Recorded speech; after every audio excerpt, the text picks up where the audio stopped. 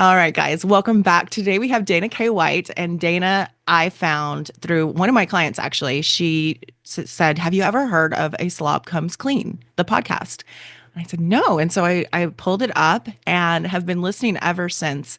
And Dana has just such like very good for the ADHD brain, um, like theories and suggestions and things like that about organizing, decluttering.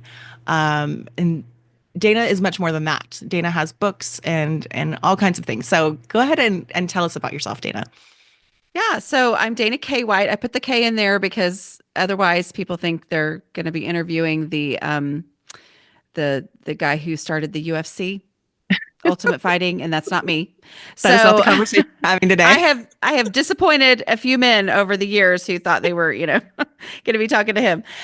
No, so I'm a writer and I have a YouTube channel and podcast and all those kinds of things that grew out of what I thought was a temporary practice blog that was going to take a couple of months back in 2009 that I was using as a way to focus on getting my house under control. Uh, I have always been messy my entire life. That was my default. I was very surprised, though, once I got married that I was still messy because I thought that once I had my own home and it mattered to me that I wouldn't be messy anymore, that mattering would be all that it took, right? And then I had kids and just assumed that with nothing else to do, as a stay-at-home mom, other than keep the house clean, right? That my house would be perfect all the time. And it turns out that even people who didn't struggle before tend to struggle after they have kids, and it becomes yeah. even harder. And so it wasn't until then that I kind of had arrived at the point in my life where I just felt like I've got to get this figured out, and nothing is naturally making this issue go away. That I started this blog and just thought I was going to stay focused and get to learn about writing while I was doing that. And it is now 15 years later, and I'm still writing about the same thing because what I thought was a problem that was only mine. I didn't think anyone else in the world struggled the way that I did. I'm an intelligent person and was very successful in other areas of life and could not figure out my home. And so it was embarrassing to me. And there are a lot of people out there like me. And so for a long time I said, don't listen to me, don't learn from me. I'm just figured it out for myself. And then about 2 to 3 years in, I finally realized, oh, actually, there is information out there, or there's a gap in information out there. Most of the people who talk about getting your house under control, or people who talk about organizing, are talking about it because they're really good at it and they love it, right? Like Yeah. their brains work very differently from the way that my brain works. And so therefore, there was this gap of where people were, giving advice. They were talking about a starting point that I would have loved to have had as my end point. I mean, I was so far back from what the starting point was that most people talked about that I realized, oh, okay, I have learned things and I can share how to get from completely and totally overwhelmed in my home to, okay, yeah, I get it now and I can do this. I'm never going to tell Yeah. anybody how to have a perfect home. I am not the color coordinator type person at all, but I can tell you what to do to dig your way out of the mess. You're not having people do their pantry in like rainbow order or anything like that. I'm not. I mean, if that's what you want to do, that's great. And there are people out there to teach you how to do that. That's just not There my is. role in the world. Yeah. I will teach you how to go from a pantry that you open the door and everything falls out, or that you can't close the door anymore because you can't shove it that hard, to, oh, okay, a pantry that's functional. So that's my niche or Yeah. whatever we want to call it, And I Yeah. will say, like with your content, it very much feels like what I've experienced, which has been the podcast and a little bit of YouTube. It very much feels like you're at our side Mhm. instead of like way in front of us, like this like thing that we're trying to get to. It feels like you're just like coming along with us. Yes. And that is how everything feels. And so it sounds like that's what you were going for because you were like learning as you were going and then gaining some experience. But one thing that we talked about before the call is decluttering. You have a no mess decluttering method. What is that? Well, the reality is that most of the time when you hear people talk about decluttering, the assumed first step is to empty the space of all the stuff, That's right? what I've And been so, taught. yeah, and so you just assume, okay, that because it makes sense. It is logical to do that. And so I would do that because that's what the experts told me to do. And I thought, well, I'm not good at this and they are, so they must know. And so I would pull everything out of the space and I would look at the empty space and go, oh, that looks so nice, right?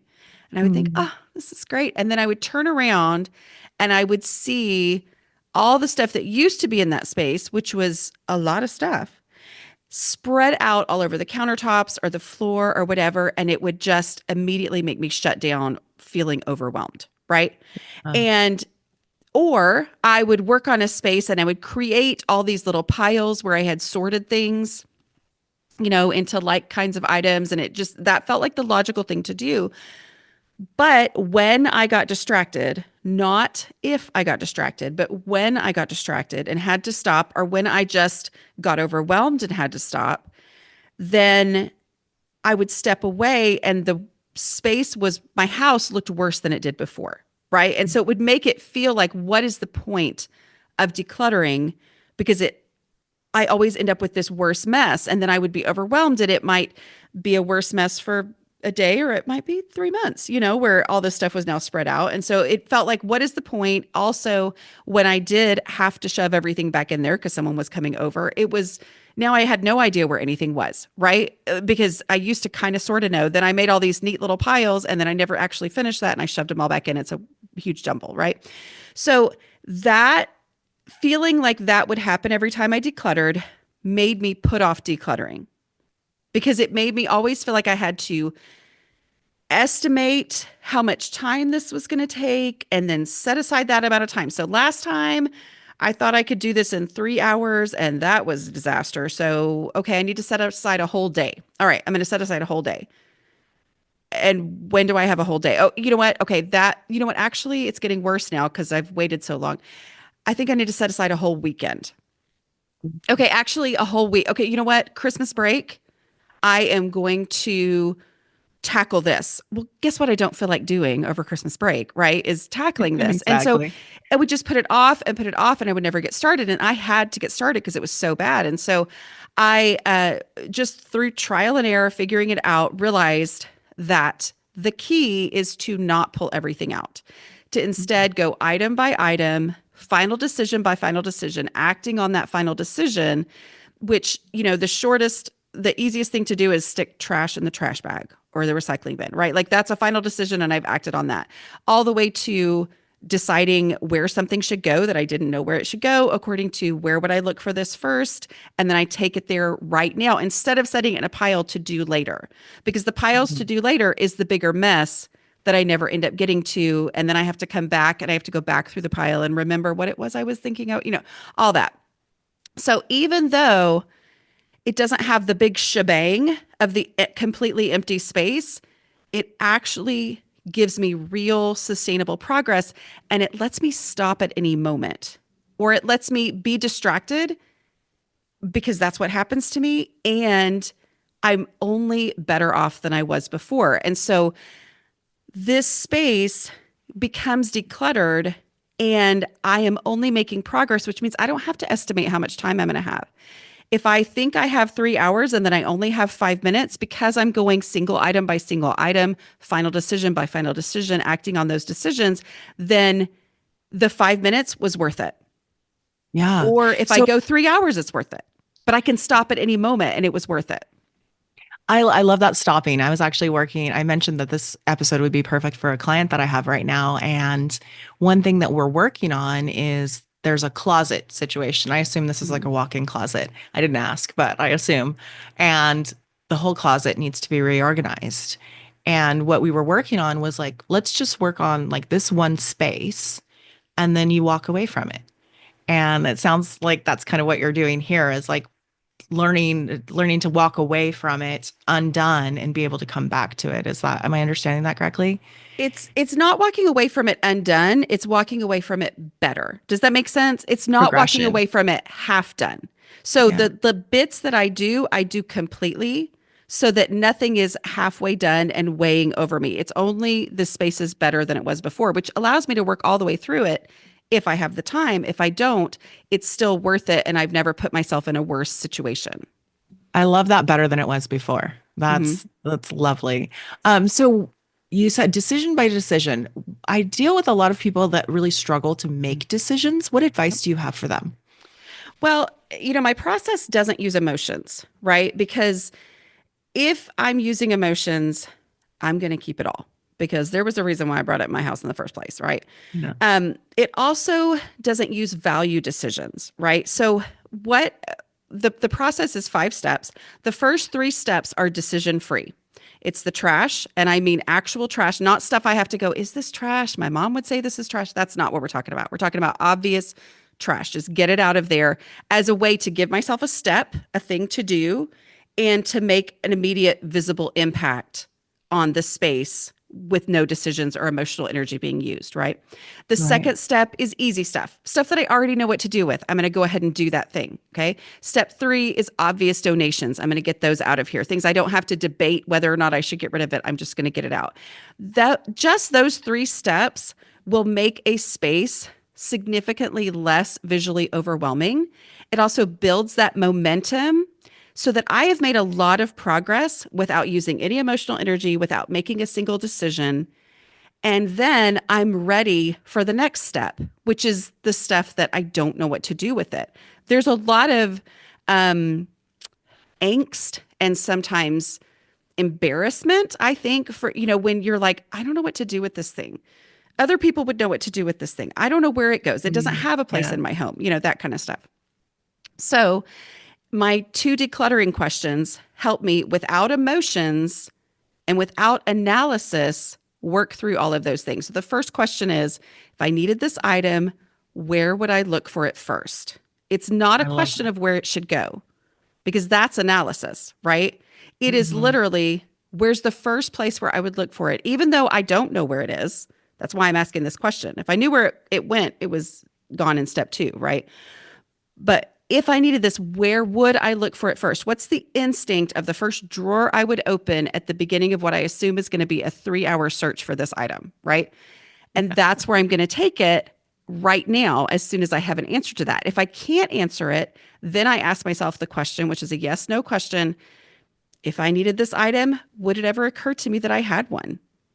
Like, Mm. would I, because I didn't have a place where I would look for it, which means I wouldn't even go looking for it, which means I'd do without, which is fine, or I would go buy another one, which is just contributing to the clutter problem, right? So those questions allow me without emotions and without spinning out on, do I love this item? How do I feel about it? Why do I ever use it? It is literally, where would I look for it first? Or would it ever occur to me that I had one? And those questions are instincts and fact based as opposed to all of those value decisions that are so difficult when you're overwhelmed by your clutter. Yeah, and it's so interesting that you mentioned, do I love this? Because when I help my kids like declutter their rooms, which happens like once a Mhm. year, it's always a question of like, do you love this item? But I like your question of like, Yeah. where would I look for this first, especially with my ADHD kid? Hmm. That would be fantastic. And that one has more things that they're using in their room. And so that would be a way better question to ask. Yeah. Yeah. And would it occur to me that I had one? I love that. Those are excellent questions. What are other, for like, I work with professionals and entrepreneurs with ADHD. Mhm. And so a lot of times the problem is office clutter. Do you have any Mhm. specific suggestions for that? Yeah. So I apply the same process to every space, right? With the understanding that organizing and decluttering are not the same thing. So a lot of times when you look at your space, especially your office, it's your business, you want to keep it organized, right? The thought is, I need to get organized. I need to organize my desk. I need to organize my, supplies. And in reality, most of the time, what you actually need to do is declutter, okay? To get things down to a point where you can easily handle those things. Now, this decluttering Yeah. process, that where would I look for it first, putting things in the place where you would look for it first is actually kind of the definition of organizing, right? Is being able to Yeah. know what you have, know where it is, be able to access it, all that kind of stuff, right? So I think that first thing I would say is to acknowledge that there's a difference between organizing and decluttering, and that decluttering has to happen first. And in a lot of cases, is actually the thing that you need instead of organizing, right? Like for me, what I found was decluttering achieved the purposes that I thought I needed to organize for, right? Like I always looked around and thought I need to get organized because I can't find anything. I don't know where and decluttering solved all of those problems, right? So focusing in on decluttering is the key. And then with your business, the function of the space is everything, right? So I talk about the container concept, which is basically the boiled down version is space is finite. And if I try to keep more stuff than I can fit in my space, there is no possible hope for it ever being under control, right? Mhm. But when you're talking about a workspace, acknowledging that open, empty space for me to do the work is the top priority in your workspace, right? Like, so it is not just a matter of, oh, okay, these are the things I use or need, so I just stick them in here. They can't take up any space that is needed to actually do the thing, right? Yeah. So the collecting of supplies versus the actual doing of the thing, which one's more important? Well, it's the actual doing of the thing. And that determines how many supplies I can have for future projects. I can't gather in those supplies if it's at the expense of being able to actually do the thing. Yeah. So I was listening to actually an organizing book. Our topic today Mhm. is decluttering, but an organizing book that talks about when we're purchasing things, um, one thing in, one thing out. Is Mhm. that any part of like what you talk about? It absolutely is. I will tell you that is like a one of those, things that a lot of people just understand when they hear it. So my story on that is that I remember hearing a home management speaker one time at a mom's group that I was in when my kids were little. And somebody asked her the question, but what do we do when we like get a new pair of socks? And she was like, oh, the one in, one out rule. And everybody was like, oh, okay. Yeah. And I was like, oh, okay. Yeah. And I had no idea what she was talking about. Like it did not make any sense to me because I Yeah. was picturing my sock drawer. My sock drawer wouldn't even close because there were so many socks. They were piled up on the open drawer and there was no closing it. And so in my Yeah. mind, I was thinking, one in, one out. Like, what good would that do? Because if I get rid of one pair of socks, my sock drawer won't close anyway. So that doesn't make any difference. So it just didn't compute in my brain.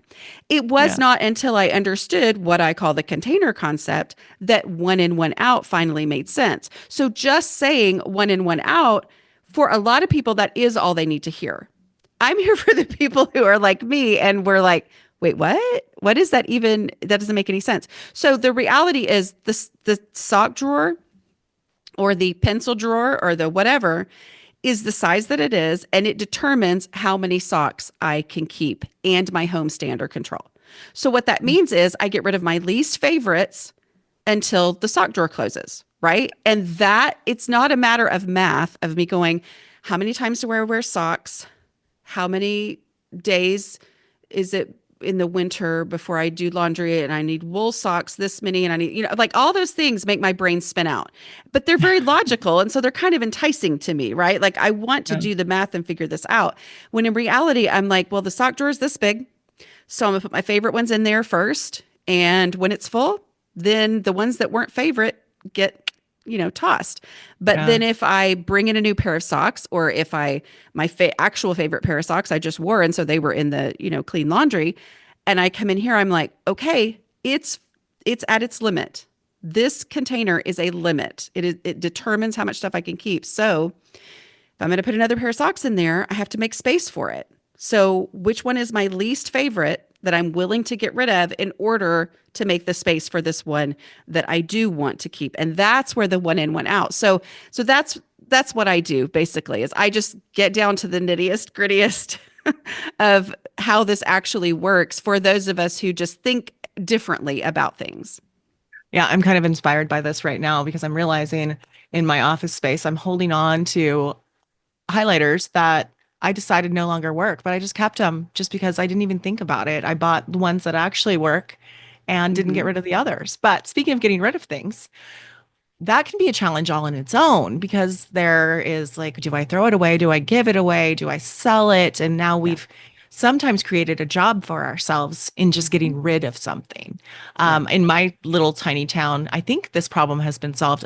I'm not sure. I think we have a couple donation centers now, but there was a period of time we had no donation centers, and I live in the middle of nowhere. And Hmm. so when I would do my annual decluttering, which I am going to take your advice and not just make this like a once a year big job, but actually do it progressively through the year. But I would fill up my entryway with all the stuff that we didn't want, but was good enough not to be thrown away. And that was a job all on its own. Do you have Hmm. any recommendations for like getting rid of things? Yeah. So I also live in a very small town, and I often feel like even though it's irritating that I don't have the options that other people have, I feel like for the job that I do, it's really important because I know that it can be very hard. Like there are some people who don't understand. They're like, "Oh, just call so and so." I'm like, "Well, you may have that where you live, but not everyone does." So Right. I had to come to the point. I used to be the type to put things in all these ideal piles of I'm going to take this to so and so because her kid is blah, blah, blah size, whatever. I'm going to take this to, oh, you know who would appreciate this, blah, blah, blah. In the meantime, like you said, you're giving yourself a huge task to do. And that was overwhelming. And so I never got it done. And I also used to be an eBay seller years ago. Okay. And that kind of got me to rock bottom with all my clutter issues. Right. So I also saw the dollar signs on everything. And it was very hard for me to just give things away. But when I got to the point where I realized I have got to, I just have to do this, which was when I started my deslobification process, is what I call it. Um, I saw the value in getting things out as quickly as possible. And the way to do that is to default to donating to the place that will take everything. So it may not be the place my heart really, really wants to donate to, but if this place over here will take a box that includes electronics and clothing and shoes and hairbrushes, and I don't know about hairbrushes, but you know what I mean? Like all the different things combined. And then this one over here is like, oh, you have to separate it out into this, and we don't take this category of item or whatever. Then I'm going to choose the one that takes that. And if you're in a small town like me, I always tell people it is a valid use of your decluttering time and energy to say, I want to declutter today. What I'm going to do is load up my car and drive the 45 minutes to the closest donation place and get rid of that stuff. That's such a valid use of your time, but it can feel like that's wasting time when I could be decluttering, but that is decluttering. So I think it's that going with the quickest way to get things out. And I know selling can be a real issue, right? Like when you know something is worth something. And I always say, as long as you are actually doing it, that's fine. But if you're piling things up thinking, I should sell that one day, I should sell that one day, that's where the problem is, right? And so my advice is to pick the thing that you're most confident is worth money and go through the process of selling it. Do the research, take the pictures, list it online, go through that, and you'll either realize, oh, now I know how to do that. I can actually get these things out of my house. Or what more often happens is you realize, well, that was a lot of work for not as much money as I thought. And Very I little. ended up Yeah. basically making $4 an hour. And I could better spend that, if you're talking to entrepreneurs, I could better spend that time doing something else. And then you're willing to actually donate it. But until you do that, it can be very difficult. And I never try to just say, do this. I'm like, hey, do whatever it takes to actually move forward. Yeah, very, Mm. very, very good. What I ended up doing with the entryway stuff is my husband was going out of town, which is an hour and a half drive, no matter which direction you go to get to a major city. And we donated it to a donation center that, yeah, will take everything. And that was wonderful. We filled up his whole truck bed with with all the stuff that we don't want.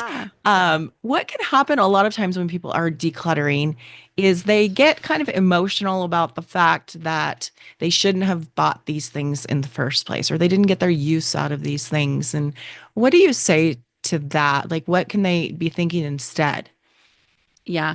So this is where I've mentioned it a couple times, but the container concept is the key for all of these kinds of things because it allows me to blame the space instead of myself, right? Oh, yeah. Like I'm acknowledging that I love this thing. I'm acknowledging that I wanted to use it. I'm acknowledging that I have feelings or I have attachment or whatever, and that it has value. It's a valuable thing, but there's no space for it.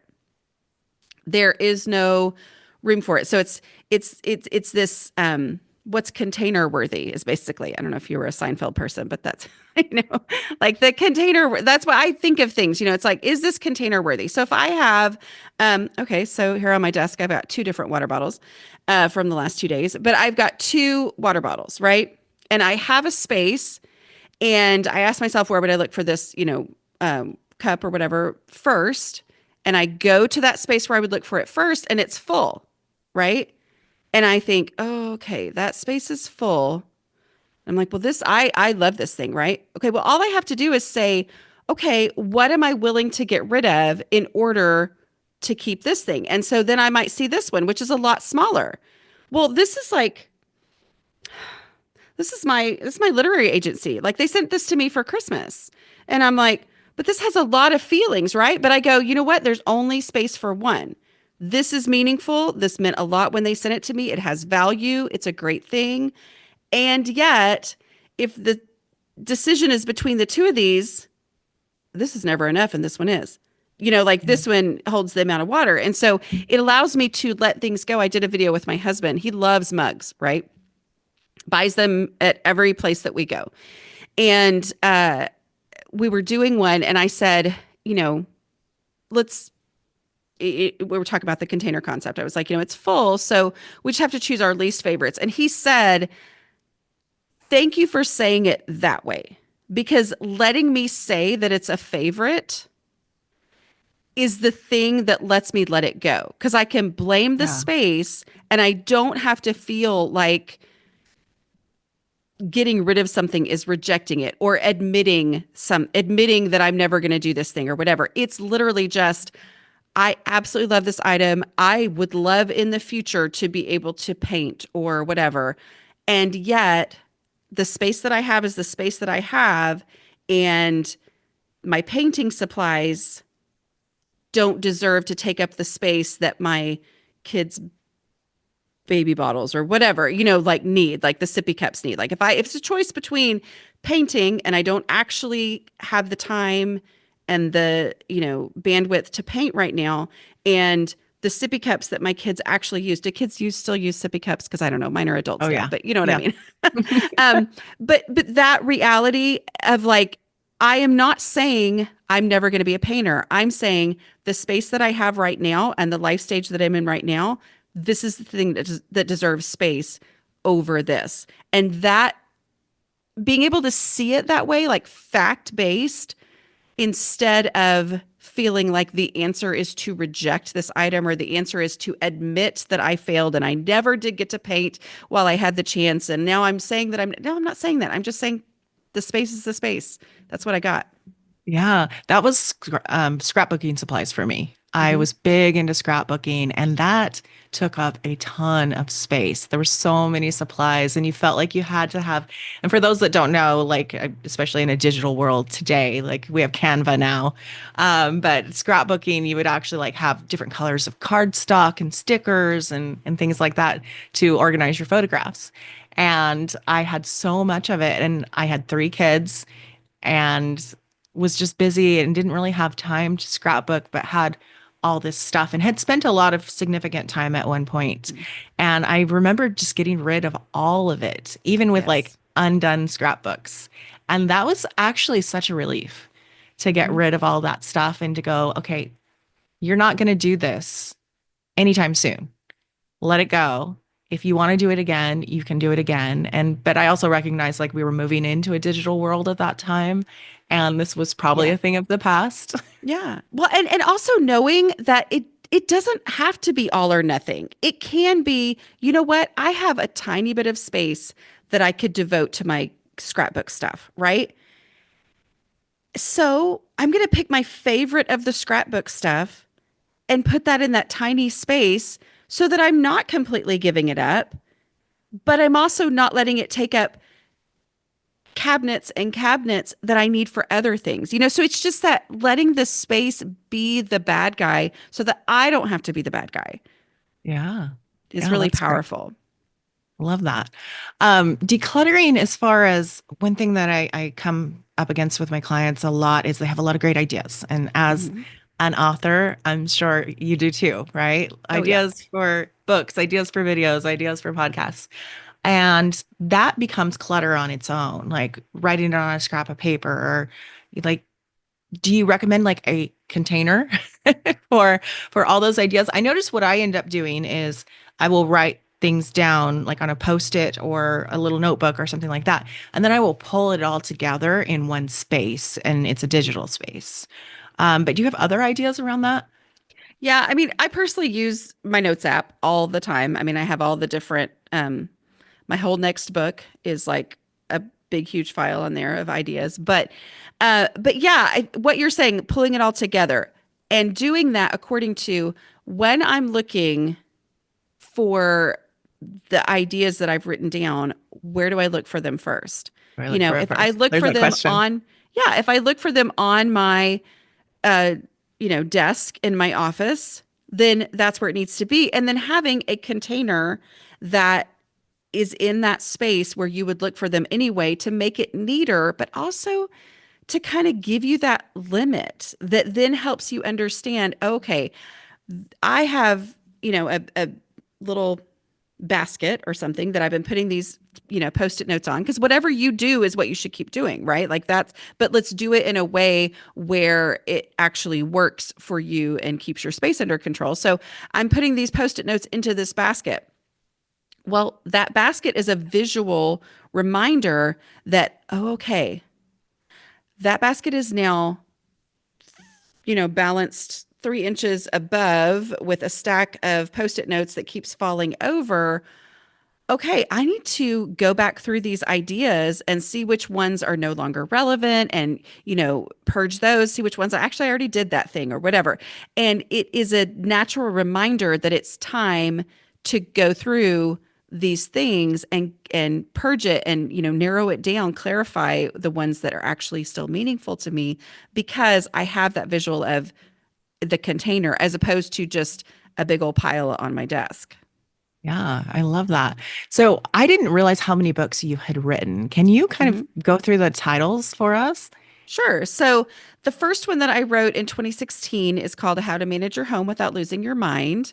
And that one is the basics. Like I was just completely overwhelmed in my home. I started out my process by focusing on maintenance tasks, which I didn't know the power of that. Like I'd always thought I need to get my house under control and then it makes sense to maintain. And instead I started working on, okay, I'm just gonna do my dishes every day. All right, I'm gonna start doing that. So it's basically going from everything is a disaster. I don't know why this is so hard to, oh, this is how people do it, right? And all the mindset shifts that I had to make and the reasons that I didn't want to do it that way and all that. So that's in that book. The second book is Decluttering at the Speed of Life. That one is my 5-step no mess decluttering process, along with the mindset shifts that I had to make about how I saw my space and my home and my stuff.